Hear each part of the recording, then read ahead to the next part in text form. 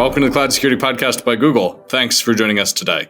Your hosts here are myself, Timothy Peacock, the Senior Product Manager for Threat Detection here at Google Cloud, and Anton Chuvakin, a reformed analyst and senior staff in Google Cloud's Office of the CISO. You can find and subscribe to this podcast wherever you get your podcasts, as well as at our website, cloud.google.com/podcasts. If you enjoy our content and want it delivered to you piping hot every Monday, please do hit the subscribe button in your podcasting app of choice. You can follow the show and argue with us and the rest of our Cloud Security Podcast listeners on LinkedIn. This is a special episode because it was live streamed first on that same LinkedIn community page, and we had great engagement as always, and you can find the video content on our YouTube page. So, Anton, what are we talking about today? This is a bit of a part 2 for us, which is kind of fun. Indeed, and I think it's a really good episode with extracting more SRE lessons, site reliability engineering lessons, as they apply to security. So you can read the SRE book, I can read the SRE book, we both did. We can extract some lessons, but it's usually better to get an actual SRE, in this case 2, and ask them how it really works. And we got some really solid stories and kind of really crisp metaphors from the episode. Some surprisingly crisp metaphors. And I think listeners, not to make you hang on the whole way through, but I think the most insightful thing happened almost at the very end. Yes, but I think your metaphor about digging and then citing the portal to hell was also pretty robust. Listeners, this was recorded just 2 days after I had a D&D session involving gateways to the underworld. So shout out to my friends at Northreach, and perhaps with that, let's turn things over to today's guests. Our guests today, Steve McGee, reliability advocate, and Aaron Edelman, an operations advocate. We are full of advocacy today, which is awesome, and so excited to have everybody here. So I think what's really interesting is in the past, when we've had Steve on the show talking about the SRE lessons, they've felt like truly mind-blowing to me and Anton. We kind of sat through that episode, each just like with our brains way out here going, how is there all this wisdom? And we immediately agreed, like as soon as we hit end recording, that Steve would come back. And so Steve, thank you for coming back. We're delighted to have you. Yes. I think I want to give you the first question of the day, which is when we look at security people and we look at SRE people, there's kind of a common thread in their operational life, especially when it comes to alerting. And so they both suffer from noise. Tell us about the noise problem. Yeah. So when it comes to alerting, noise is basically like the worst case of noise is, getting woken up when I didn't need to be woken up. And that's the worst. And like now I can't get to sleep. And like it causes personal problems. It causes financial problems, can cause health problems. So it's not just like noise. It's like pain, like human suffering. Often when we talk about alerting and separating the signal from the noise, it feels a little like nerdy and like not that big of a deal, but like it's actually a really big deal because it's like these are the humans that you brought into your company to do stuff for you that you're paying a lot of money and you're causing them suffering because you can't be bothered to fix the thing, right? So like, top of the line, like this is a serious thing. This isn't just like a tiny improvement. So what is the noise? Generally in SRE and reliability, it's anything where I got, pinged or paged or woken up or whatever, and I can't take action. Like we call it non-actionable. So it's like either it's too vague or it's like, stuff is bad, kind of, maybe, we're not sure. Mm-hmm. Or like the thing isn't well described. Like computers are warm. So what? Right? So they usually are. They're supposed to be warm. I can tell you a security equivalent of computers are warm. Like network traffic is up. Yeah. Or that's good. That means we're making money, right? Anomalous process. Yeah. I mean, we wouldn't want the computers to be cold, which means that we spend a lot of money on computers and we're not sending any electricity through them, right? The whole point of the computers is to warm up. Anyway, or at least that's when that they're doing their job. So like making sure that it's A, like it's a real thing, B, like I can understand it, and C, like I can do something about it. The last one actually kind of D or Z or something is like, is this something that I already know about that like we're already on top of? And it's just like re-pinging me again because like the last person couldn't be bothered to do it. Or like we have a dumb policy where you're not allowed to silence a thing after a certain amount of time, or like those are the worst, right? Mm. So one of the things we recommend to operational teams across the board, whether it's reliability or security, is just keep track of this stuff, right? And just have a notepad on the wall if you have to, or whatever, like a way to keep track of all of the alerts you got, how many of them were actionable, right? And is it because of the feedback loop? Yeah, exactly. Yeah, you want to develop a feedback loop over time because improving that number over time is going to be different every single time, depending on your environment and what you've changed and whatever. And like it's going to get better, and then it's just going to get worse again, right? So you're never done. So you always have to keep measuring this. And so this is a superset of what we call toil. Or sorry, this is a subset. So the superset is called toil, right? And the only way to measure toil is to ask people how they're feeling. I'm sorry, nerds in the world, including myself. I wish it was automated, but it involves talking and asking people about their feelings, and that's it. And you do it all the time. It sounds like this is actually a subset of something that we also call entropy. The thing you described there, like you fix it and then it gets worse, or you're pushing this rock up the hill. This feels like just kind of the chaos of systems. So there's lots of things we've developed as the world to deal with entropy. What technology exists to help people here? What should people invest in to make their precious human lives not suck? Actually, wait, before you go there, I want to briefly detour to the fact that a lot of people live like this for decades. So to me, when I see this, when I read the SRE book about toil for the first time, I kind of realized that a lot of what they say is toil is what every SOC does every year for decades. So why is there a reluctance to reduce noise? Like, I think before we talk about the magical tech that would magically fix it, is there a real reluctance to fight the problem? Like, I'm quite, pained to even say that, but it sounds like there's reluctance to reduce this, right? Absolutely. Yeah. And it actually, at least at first, looks very similar between security and reliability engineering, what that reluctance is. So Steve and I see this quite a bit, but it starts off with this sense that, no, we have to do the manual operation to fix the problem, right? That is our job. We are firefighters. We're heroes. We've got to get in and do it ourselves.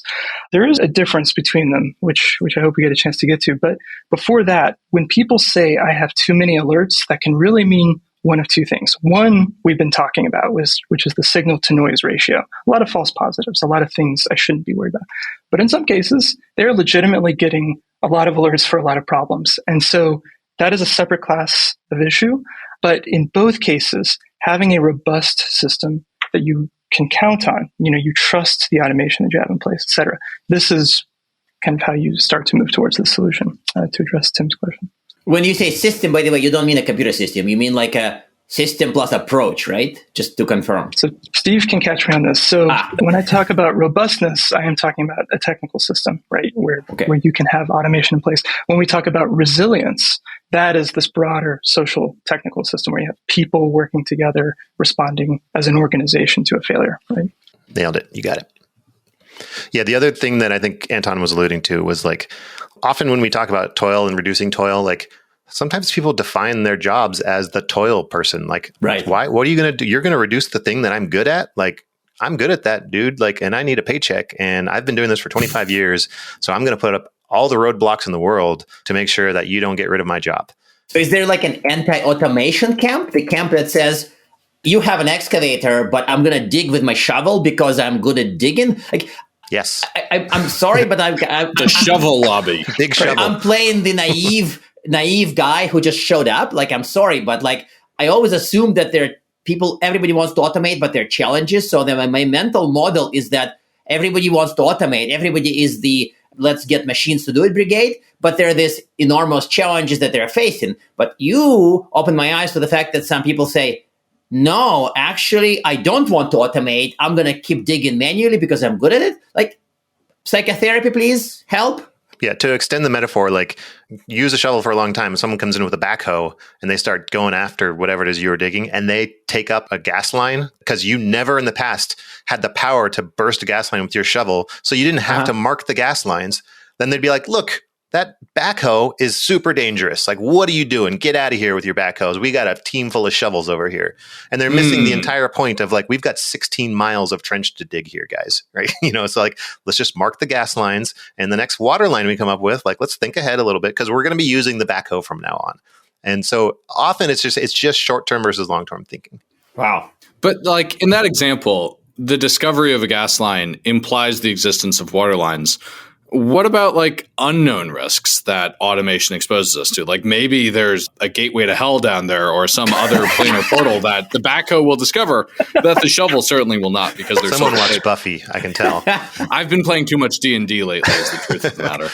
Yeah, that's a good question. The sort of SRE approach to this is gradual change, right? So the answer to this is don't just bring in the backhoe and YOLO, just like, let's do it, guys. Just go for it. Like, just dig a little bit first, like come up with like, hey, ask around. Like, what do you guys think? Is there anything down there? Should we dig a little bit for a while with the, should we poke holes first? Should we look around to see if there's buildings that might have feeds to them? Or, so basically it's like, think ahead, right? One obnoxious way of putting this is shifting security and reliability left. People hate that now. I think that just means think ahead. It just means plan a little bit. Plan a little bit. And I think it's a radical concept, Steve, thinking ahead. And in terms of novelty, like when you do run into, this risk, right, Tim, the one that's unpredicted, it should be truly surprising when you get to that point. If there's something that you can anticipate ahead of time, that's what you're targeting with automation. So the gateway to hell scenario is the risk that Tim brought up. Like this is on the risk register now. Yeah. Well, yeah, I mean, when you look at risk management in general, I think this is one way that security may want to learn from SRE. SRE in general, when it's defining SLOs, tends to do, is doing a better job at looking at things like probability. Steve gave a great talk at SLOconf about probability, how it's calculated. This is part of an SLO. There's a 0.01% chance of this happening over the course of a year. Whereas in security, you still have a lot of teams and organizations stuck using CVSS, something very subjective. The likelihood is 5. There's not really this seriousness of like over time, how can this happen? Same with financial implications of the impact. Criticality, it feels like a 9 out of 10. What does that mean? It's at least $10 million in legal liability. That is something more mature. So as security gets more to a mature model of risk, it has an easier way to prioritize, has a more consistent way to do it. Then alerting also becomes easier. Kind of why you need to treat this impact so urgently. That actually makes sense, which brings us to the next point I want to make about the differences. Some of the stuff from the world of reliability and SRE feels like surreally similar, but I also know that there are scenarios where the same words like incident and risk kind of mean different things. And if you just straight lock a SOC analyst and an SRE in a room without giving them any context, there's a decent chance they would confuse each other. So how do we approach this part? How do we approach the fact that SREs versus security practitioners approach risk differently? And how do we deal with like alerting because of that? That's a good question. Don't define risk for the security guy, by the way, because this is like, it's going to cause a major mayhem in pretty much like, hey, let's define risk. Then suddenly 6 hours later, people are drunk and some are beat up bloody and it's just not good. But so wait, are we back to talking about what we discussed during our one-on-one yesterday with drunk and beat up bloody? I'm afraid so. So let's just avoid defining risk for the security side, because that's a danger area. We will not define risk. Don't worry. Yeah. But yeah, at least in terms of incident, right? We've got this definition given to us. It's an event that turns out to have an impact. That's an incident. But when you talk to developers, certainly when I was a software developer, primarily, for us, anything above CVSS 7 that we introduced into production, that was an incident for us because it meant we had to stop everything and fix this and roll it out. Now, in that case, you're just talking about the potential exposure. You've introduced a risk and now it's very highly exposed, right? So for some, that counts as one. You do build alerts around that. You alert people when they have this in production.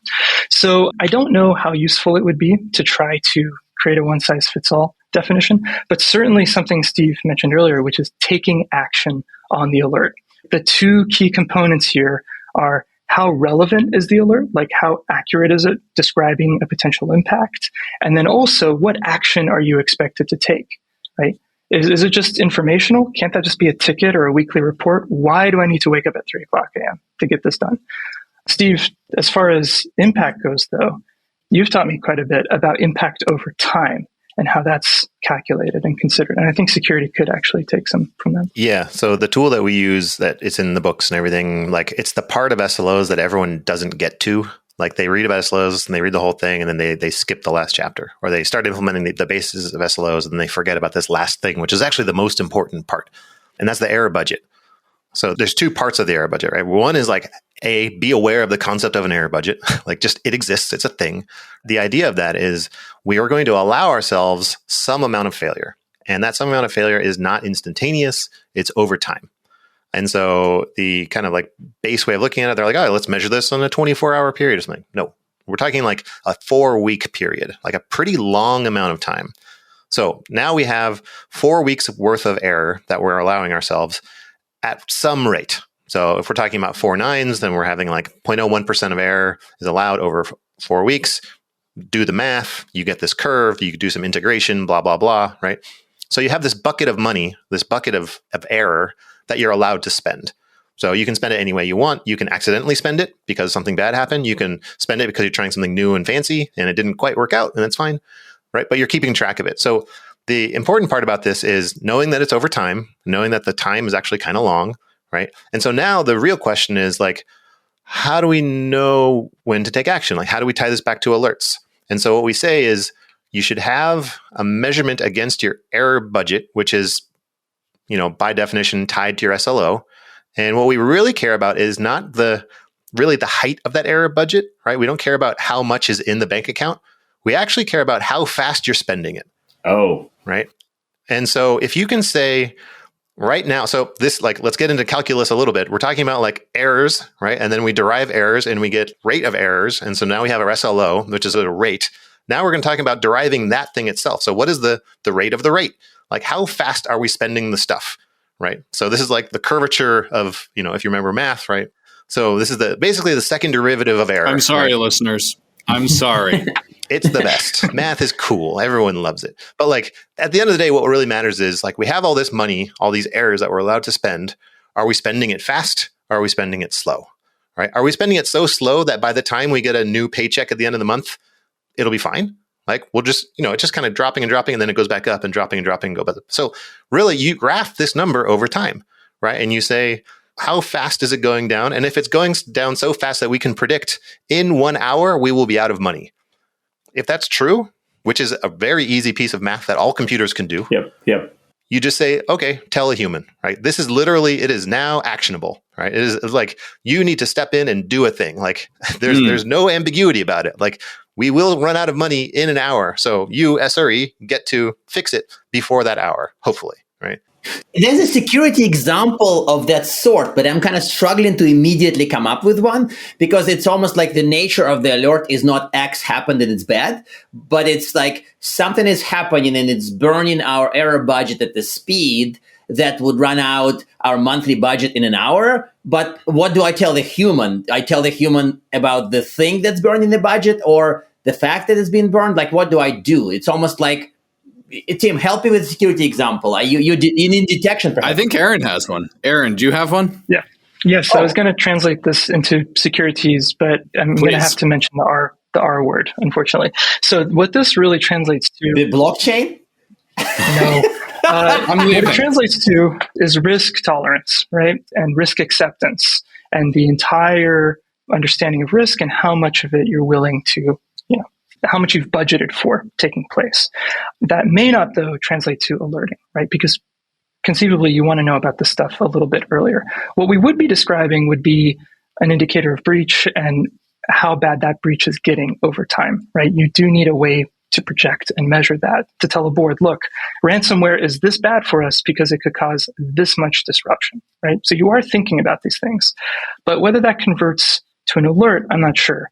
What it does allow you to do, though, is to say, hey, if this thing that seems like it's imminently about to happen does happen, here's, how long and how much it could hurt us, right? So you're still treating it more. Here's the price. Exactly. You're treating it more proactively, though, in security, I think. Yeah, the other terms to be aware of, and Aaron wrote a whole article about this that we should link to, which we'll have it in the show notes, listeners. The idea of symptoms versus causes, right? So lots of times we talk about if this thing happened, it would be bad. That's a cause, right? If we ran out of inodes on the machine, we would no longer be able to serve. Okay, true, yeah. But you don't alert on that, right? Like historically we would be like, so in that case, like let's set an alert for at 90% of inode, email the person of the thing. And this is not a good idea. Like it sounds like a good idea. It's a bad idea, right? What we want to do is we want to separate symptoms from causes. So SLOs and error budget, that whole thing I was talking about, that's measuring symptoms. So one symptom is like hard to dispute. It's like, it's definitely there. And it can have many, many, many, many causes, right? Otherwise, if we have a bunch of causes, you can have a cause go off with no symptoms, right? And that's because you have a robust system, which is actually what we want.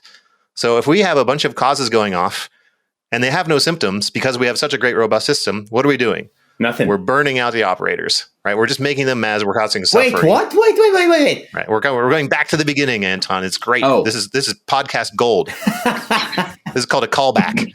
This is a callback. I like this. Say more. Keep going. So yeah, we want to be able to separate these two things, right?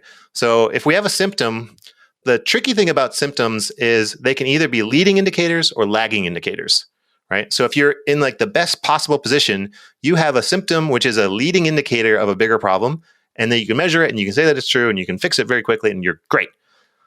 However, most symptoms are actually lagging indicators. Most symptoms are like, doctor, I have a rash. Like, I'm sorry, you already have the problem, right? Like, we can't prevent you from getting the rash at this point because you already have it.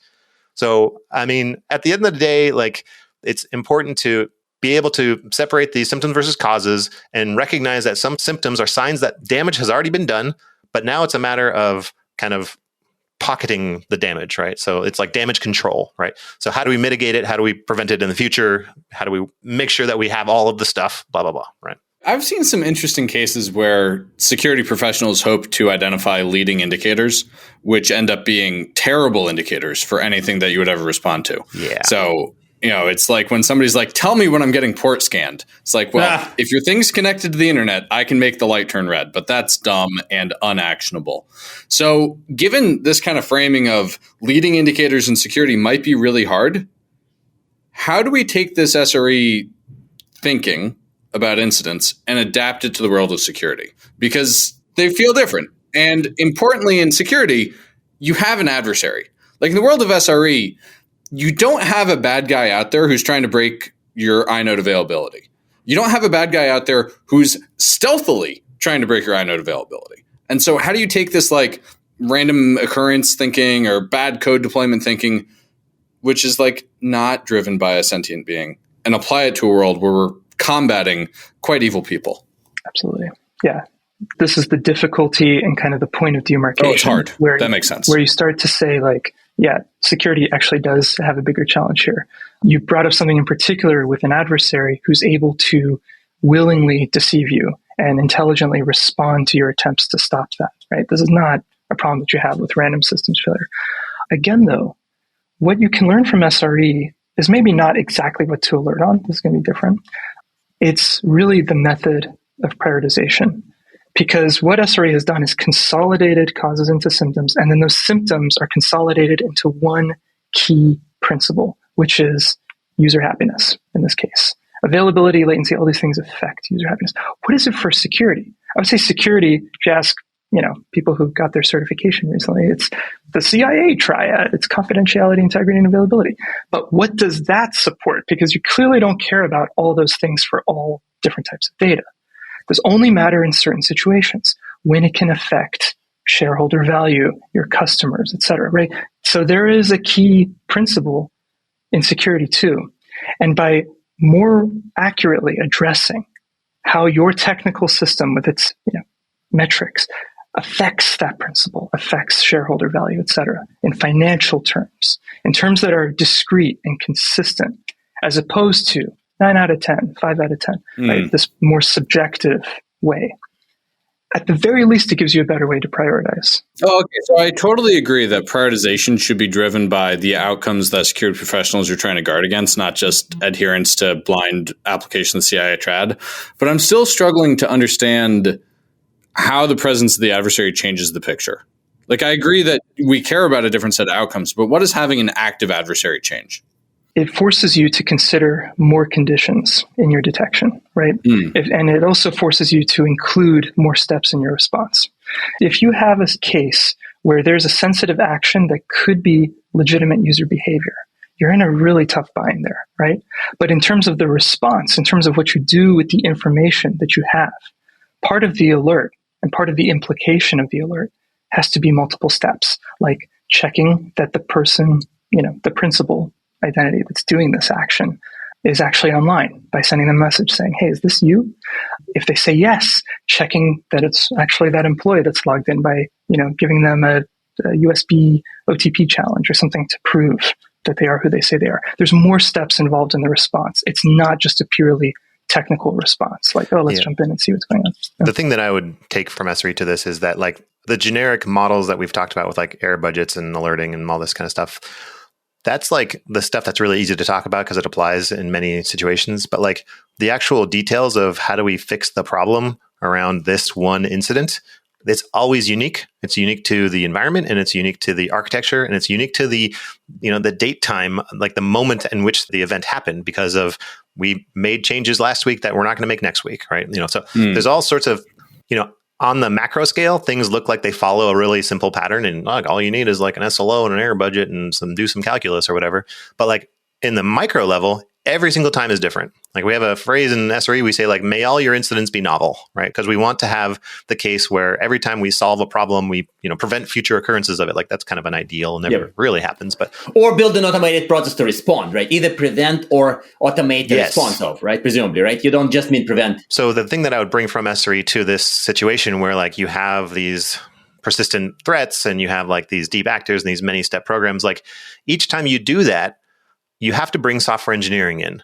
And you have to have someone like the model that we use that's simplified, but you get the idea is like every time you have an operator who knows how the system breaks and just feels it in their bones, they know what's going to happen next, make a software engineer sit next to them the entire time and just take notes, right? And then that system administrator or that operator might not be like into building software or even aware of what's really automatable and what isn't, but they know this problem in their core.